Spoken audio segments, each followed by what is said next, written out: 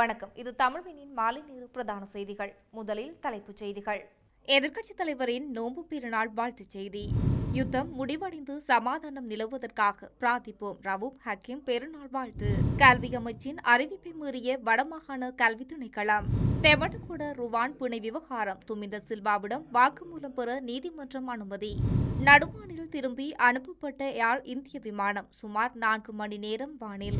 Israel அமெரிக்காவுக்கு எதிராக 70வது தாக்குதல் அலையை ஆரம்பித்துள்ள ஈரான். எரிவாயு தட்டுப்பாடுக்கு முற்றுப்புள்ளி. இன்று நாட்டை வந்தடையும் பாரிய கப்பல். தொடர்பான விரிவான செய்திகள்.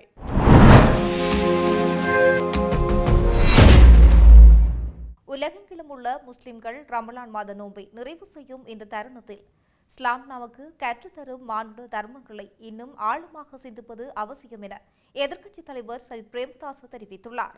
நோன்பு பெருநாளை முன்னிட்டு அவர் வெளியிட்டுள்ள வாழ்த்துச் செய்தியில் இந்த விடயம் தெரிவித்துள்ளார். ஒரு முஸ்லிம் நிறைவேற்ற வேண்டிய 5 கடமைகளை சுட்டிக்காட்டப்பட்டுள்ளன. இந்த 5 கடமைகளிலும் முஸ்லிம்களுக்கு சுட்டிக்காட்டப்படுவது அமைதியும் நல்லிணக்கமும் நிறைந்த சமூகத்துக்கு வழிகாட்டும் ஒரு வாழ்க்கை முறையின் அவசியமாகும். ரமலான் மாதத்தில் முஸ்லிம்கள் கடைபிடிக்கும் நோன்பு அர்ப்பணிப்பு, பொறுமை மற்றும் ஆன்மீக தூய்மை பற்றிய பல பாடங்கள் கற்றுத்தருகின்றது. இந்த தருணத்தில் பெரும்பான்மையான முஸ்லிம்கள் வாழும் மத்திய கிழக்கு பிராந்தியத்தில் இந்த தோன்றியுள்ள போர் சூழலுக்கு தீர்வு காண்பதற்கான முக்கியமான வழி இஸ்லாம் காட்டும் பொறுமை, கருணை, ஒற்றுமை மற்றும் மனிதநேயம் என்பதை நாம் உணர்ந்து கொள்ள வேண்டும். பொறுமையற்ற தன்மையிலும் பொறுமை கொண்டு, வெறுப்பிலும் கருணை கொண்டு, புடவிலும் ஒற்றுமை கட்டியெழுப்பும் ஒரு செயல் திட்டத்தின் மூலம் இந்த நெருக்கடிக்கு தீர்வு காண முடியும். இதற்காக மேம்பட வேண்டியது மனிதநேயம் மட்டுமே. ஒரு மோதலை தீர்ப்பதற்கு வலிமை அல்லது சட்டம் மட்டும் போதாது, அதற்கு மக்களின் சிந்தனையை உறுதியான நல்வழியில் கொண்டு செல்வது முக்கியமாகும். ரமலான் மாதத்தில் முஸ்லிம்கள் காட்டுவது தம் மனதுக்குள் கட்டியெழுப்பும் வலிமையாகும். இந்த தருணத்தில் உண்மையான ரமலான் கொண்டாட்டமாக நாம் உணர்ந்து கொள்ள வேண்டியது அதுவே. அத்தகைய மனித சிந்தனைகள் மேலும் நல்ல சமாதானமான மற்றும் சமூக நீதிக்கு அர்ப்பணிக்கப்படும் ஒரு தருணத்துக்கு உலகில் மாற்றம் நிகழட்டும் என நாம் இந்த நேரத்தில் பிரார்த்திப்போம் என்று தெரிவித்துள்ளார்.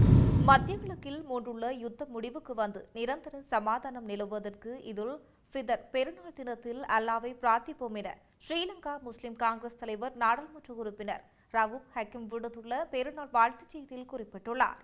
புனித ரமலான் மாதமான ஆன்மீக புத்தெழுச்சி, தியாக மனப்பான்மை ஆகியவற்றுடன் எல்லாம் வல்ல அல்லாவுடன் நெருக்கமான தொடர்பை பேணக்கூடிய சிறந்த காலகட்டமாக இருந்தது. ஆயினும் இந்த ஆண்டு உலகெங்கிலும் வாழும் முஸ்லிம்களை மிகவும் துயரமான காலத்தில் இந்த புனித மாதம் கடந்து செல்கின்றது. ஏனெனில் முஸ்லிம்கள் வாழும் பல்வேறு நாடுகளில், குறிப்பாக மேற்கு ஆசியாவில் ஈவிரக்கமற்ற யுத்த கொடுபிடிகள் அதிகரித்த வண்ணம் உள்ளன. எனவே இம்முறை நாம் கனத்த இதயங்களுடன் இந்த பெருநாளை சந்திக்கின்றோம். தியாகம் மற்றும் விடாமுயற்சியின் தாற்பயத்தை ரமலான் மீண்டும் ஒரு முறை நமக்கு நினைவூட்டுகின்றது. நம் படைப்பாளனான அல்லாவை நெருங்கவும், ஆன்மீக வழிகாட்டலை பெறவும், அந்த நற்பண்புகளில் உறுதியாக நிலைத்து நிற்கவும் நாம் தயார்படுத்திக் கொள்கின்றோம்.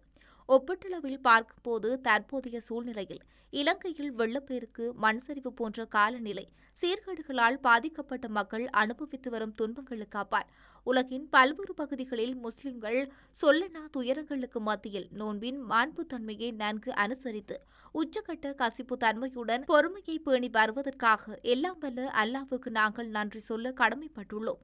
இதேவேளை காசாவில் பாலஸ்தீனத்தில் இஸ்ரேலின் மூர்க்கத்தனமான தாக்குதலும் இப்போது ஈரான் மீதான அடர்ந்தேற்றப்பட்டுள்ள அமெரிக்கா இஸ்ரேல் யுத்தமானது குறிப்பாக மத்திய கிழக்கில் உயிரிழப்புகள் மற்றும் இனிய பாதிப்புகளால் துன்புறுபவர்களுக்கு எங்கள் இதயங்கள் இரத்தத்தை சிந்துகின்றன. மத்திய கிழக்கில் மூன்றுள்ள யுத்தம் அவசரமாக முடிவுக்கு வருவதற்கும் நிரந்தரமான சமாதானமும் நீதியும் நிலைநாட்டுவதற்கும் இறைவனிடம் நாங்கள் மனம் உருகி பிரார்த்திப்போமாக. இந்த பெருநாள் நமக்கு சகோதரத்துவ பிணைப்புகளை வலுப்படுத்தி ஒருவருக்கொருவர் பரஸ்பர ஒத்துழைப்பை நாம் ஊக்குவிக்குமாக. அனைவரும் இனிய இதுல் ஃபிதார் பெருநாள் வாழ்த்துக்கள் என்று ரவூப் ஹக்கீம் தெரிவித்துள்ளார். மத்திய கல்வி அமைச்சு முதலாம் தவணைக்கான பரீட்சைகளை ரத்து செய்துள்ள போதிலும் வடமாகாண கல்வி அமைச்சு இந்த அறிவுறுத்தலை பின்தள்ளி பரீட்சைகளை நடத்த முனைப்புடன் செயற்படுவது குறித்து சந்தேகம் வெளியிட்டுள்ளனர்.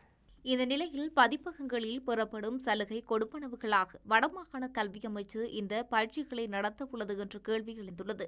இதுகுறித்து மேலும் தெரிய வருகையில் கல்வி அமைச்சின் சுற்று நிருபம் 2026-1-2 பந்தியில் 4.7 குறிப்பிடத்தக்கதுக்கு அமைவாக தரம் 7 தொடக்கம் 11 வரையும் புதிய தரம் 6ற்கு பயிற்சிகள் நடத்தப்படக்கூடாது என குறிப்பிடப்பட்டுள்ளது.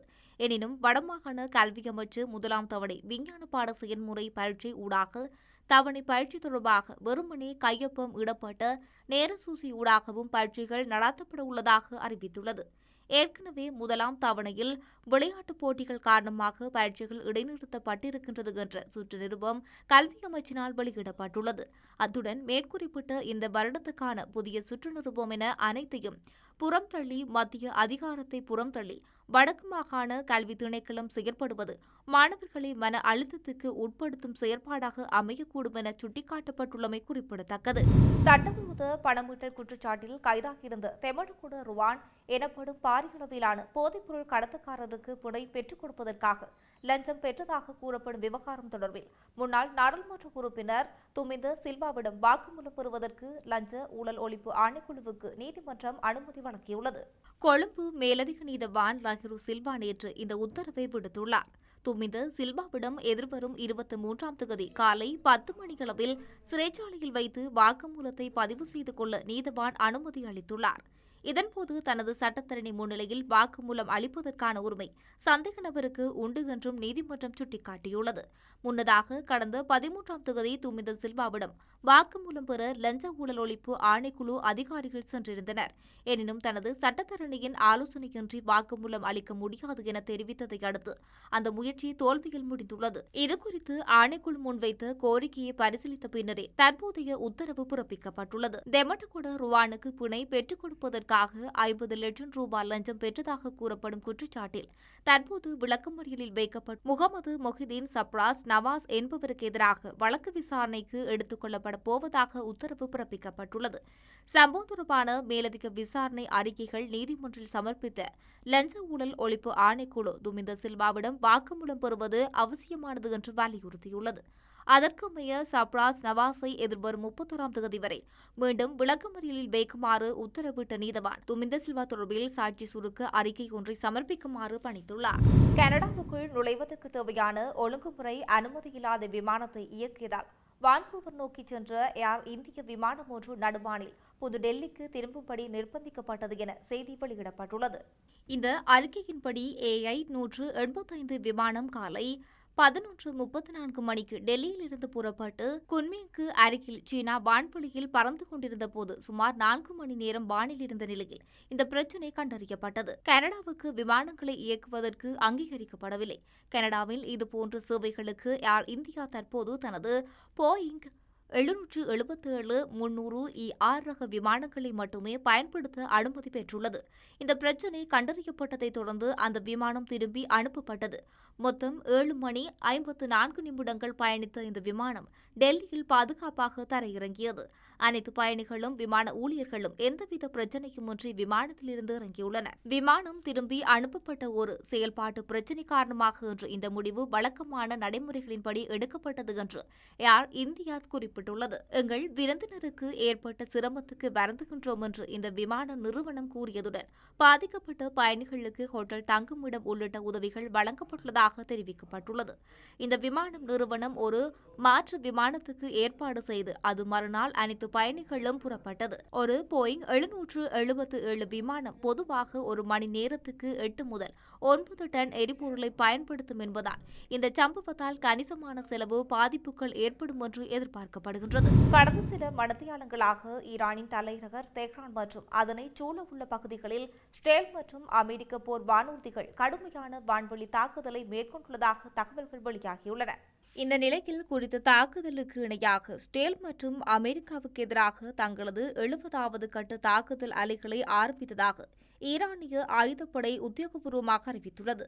ஈரான் வெளியிட்டுள்ள அறிக்கையின்படி வளைகுடா பிராந்தியத்தில் உள்ள அமெரிக்க ராணுவ தளங்கள் மற்றும் இஸ்ரேலை இலக்கு வைத்து பெருமளவான ஏவுகணை மற்றும் ஆளில்லா வானூர்தி தாக்குதல் நடத்தப்படும். மேலும் குறிப்பிட்ட சில பகுதிகளை நோக்கி ராக்கெட் தாக்குதல்களும் நடத்தப்பட்டு வருவதாக ஈரான் ராணுவம் தெரிவித்துள்ளது. அத்துடன் தெஹ்ரானில் உள்ள பகுதிகளும் தாக்குதலுக்கு இலக்காகியதுடன் தெஹ்ரானுக்கு தெற்கே உள்ள பகுதியிலும் பாரிய வெடிப்புச் சத்தங்கள் கேட்டதாக தெரிவிக்கப்படுகின்றது. இவை தவிர தப்ரீஸ் மற்றும் இஸ்பஹான் ஆகிய நகரங்களிலும் அமெரிக்க ஸ்டைல் வான்வெளி தாக்குதல்கள் நடத்தப்பட்டுள்ளதாக அங்கிருக்கும் செய்தியாளர்கள் தெரிவித்துள்ளனர். தற்போதைய நிலவரப்படி தெஹ்ரான் நகரச் சூழலில் மாகாணங்களில் மோதல் தீவிரமடைந்துள்ளதோடு இருதரப்புக்கும் இடையிலான ஏவுகணை பரிமாற்றங்கள் காரணமாக பிராந்தியத்தில் பதற்றமான சூழல் நிலவுகின்றமை குறிப்பிடத்தக்கது. நாட்டின் சமையல் எரிவாயு தேவையை பூர்த்தி செய்யும் நோக்கில் 3900 மெட்ரிக் டன் லிட்டர் எரிவாயுவை ஏற்றிய கப்பல் ஒன்று இன்று நாட்டை வந்தடையுள்ளதாக லிட்டோ கேஸ் லங்கா நிறுவனம் தெரிவித்துள்ளது. இன்று வருகை தரும் கப்பலையும் சேர்த்து இந்த மார்ச் மாதத்தில் மட்டும் இதுவரை மொத்தம் 7 எரிவாயு கப்பல்கள் இலங்கையை வந்தடைந்துள்ளன. நாட்டில் சமையல் எரிவாயு தேவையை பூர்த்தி செய்யும் நோக்கில் 3900 மெட்ரிக் டன் லிட்டோ எரிவாயுவை ஏற்றிய கப்பல் ஒன்று இன்று நாட்டை வந்தடையுள்ளதாக லிட்டோ கேஸ் நிறுவனம் தெரிவித்தும் இருக்கின்றது. இன்று வருகை தரும் கப்பலையும் சேர்த்து இந்த மார்ச் மாதத்தில் மட்டும் இதுவரை மொத்தம் 7 எரிவாயு கப்பல் இலங்கையை வந்தடைந்துள்ளன. இந்த 7 கப்பல்கள் மூலம் இதுவரை மொத்தமாக 27,300 மெட்ரிக் டன் எரிவாயு நாட்டுக்கு கொண்டுவரப்பட்டுள்ளது. இதேவேளை இந்த மாத இறுதிக்குள் மேலும் 3 எரிவாயு கப்பல்கள் நாட்டை வந்தடையும் என லிட்டோ நிறுவனம் உறுதிப்படுத்தியுள்ளது. தொடர்ச்சியாக எரிவாயு கப்பல்கள் நாட்டை வந்தடைந்து வருவதால் நுகர்வோருக்கு எவ்வித தட்டுப்பாடுமின்றி எரிவாயு விநியோகிக்க முடியும் என நிறுவனம் நம்பிக்கை வெளியிட்டுள்ளது. இதற்கமைய நாடு முழுவதும் உள்ள விநியோகஸ்தர்கள் மூலம் சமையல் எரிவாயு கொள்கலன்களை தடையின்றி பெற்றுக்கொள்ள முடியும் என்பதை தெரிவித்துள்ளது. செய்தி நிர்வாகம் மீண்டும் தலைப்புச் செய்திகள். எதிர்க்கட்சித் தலைவரின் நோன்பு பெருநாள் வாழ்த்துச் செய்தி. யுத்தம் முடிவடைந்து சமாதானம் நிலவுவதற்காக பிரார்த்திப்போம். ரவூப் ஹக்கீம் பெருநாள் வாழ்த்து. கல்வி அமைச்சின் அறிவிப்பை மீறிய வடமாகாண கல்வி திணைக்களம். தெமட்டகொட ருவான் பிணை விவகாரம் துமிந்த சில்வாவிடம் வாக்குமூலம் பெற நீதிமன்றம் அனுமதி. நடுவானில் திரும்பி அனுப்பப்பட்ட ஏர் இந்திய விமானம் சுமார் 4 மணி நேரம் வானில். இஸ்ரேல் அமெரிக்காவுக்கு எதிராக 70வது தாக்குதல் அலையை ஆரம்பித்துள்ள ஈரான். எரிவாயு தட்டுப்பாடுக்கு முற்றுப்புள்ளி. இன்று நாட்டை வந்தடையும் பாரிய கப்பல். இத்துடன் தமிழ்வினின் மாலை நேர பிரதான செய்திகள் நிறைவடைகின்றன. செய்திகளை உடனுக்குடன் அறிந்து கொள்ள தமிழ்வின் என்ற யூடியூப் பக்கத்தினூடாக இணைந்திருங்கள். வணக்கம்.